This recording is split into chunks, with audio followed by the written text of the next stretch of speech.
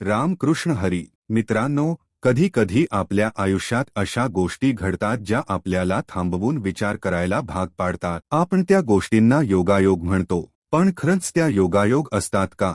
तुम्हाला कधी असं झालंय का की रात्री गाढ झोपेत असताना अचानक पहाटे 3 ते 5 या वेळेत डोळे उघडतात, घड्याळाकडे पाहिलं आणि पुन्हा पुन्हा तीच वेळ दिसते? मित्रांनो, ही साधी झोप उडालेली नसते. हा एक ईश्वरी संकेत असू शकतो.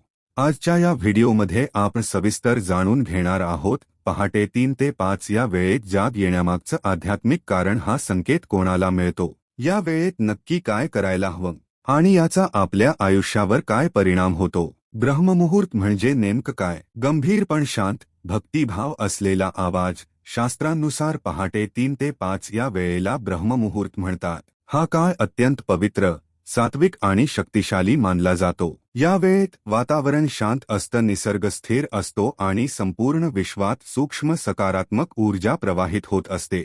म्हणूनच प्राचीन काळात ऋषी, मुनी, संत, योगी हे सर्व लोक याच वेळेत उठून ध्यान, जप, तपश्चर्या करत असत. कारण या वेळेत मन सहज शांत होतं आणि आत्म्याशी जोडणं खूप सोपं होतं. सगळ्यांनाच का नाही जाग येत? थोडा भावनिक, हळूवार आवाज. मित्रांनो, एक गोष्ट लक्षात ठेवा, पहाटे 3 ते 5 या वेळेत प्रत्येकालाच जाग येते असं नाही. ज्या व्यक्ती सात्विक विचारांच्या असतात, मनापासून देवाची सेवा करतात, कोणत्या ना कोणत्या प्रकारे अध्यात्माशी जोडलेल्या असतात किंवा ज्यांच्यावर ईश्वराची विशेष कृपा असते, अशा लोकांनाच वारंवार या वेळेत जाग येते असं मानलं जातं. ही जाग म्हणजे देवाचा हलका स्पर्श. जणू देव म्हणतोय, उठ, हा वेळ तुझ्यासाठी आहे.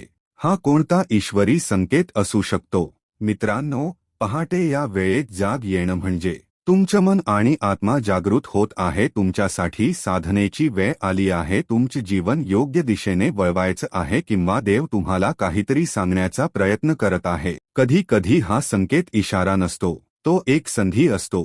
या वेळेत नक्की काय करावं? मार्गदर्शक, समजावून सांगणारा शांत आवाज. जर तुम्हाला पहाटे 3 ते 5 या वेळेत जाग आली तर खालील गोष्टी नक्की करा.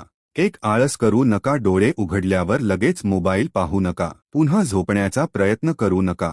हा वेळ पुन्हा मिळत नाही. 2. अंथरुणातून उठा, शांतपणे बसा, दिवा लावा, घरात शांतता ठेवा.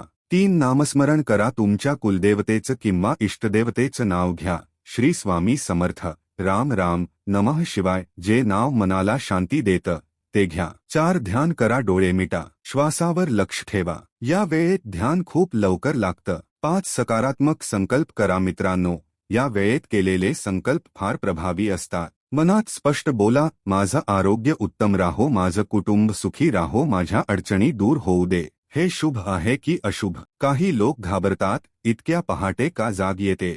काही वाईट तर नाही ना? पण मित्रांनो, शास्त्र आणि अध्यात्म सांगतं, ही घटना अत्यंत शुभ मानली जाते.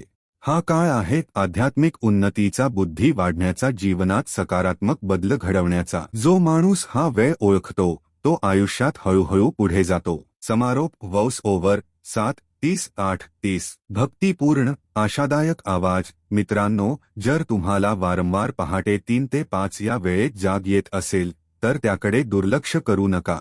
हा ईश्वरी संकेत ओळखा. देव स्वतः तुम्हाला जवळ बोलावत आहे. या अमूल्य वेळेचा उपयोग करा. साधना करा, मन शुद्ध ठेवा आणि पहा तुमचं जीवन कसं बदलतं. श्री स्वामी समर्थ आपल्यावर कृपा करो. जर हा व्हिडिओ तुम्हाला उपयोगी वाटला असेल तर लाईक करा, शेअर करा आणि अशाच आध्यात्मिक व्हिडिओंसाठी चॅनलला सबस्क्राईब करा. राम कृष्ण हरी. श्री स्वामी समर्थ.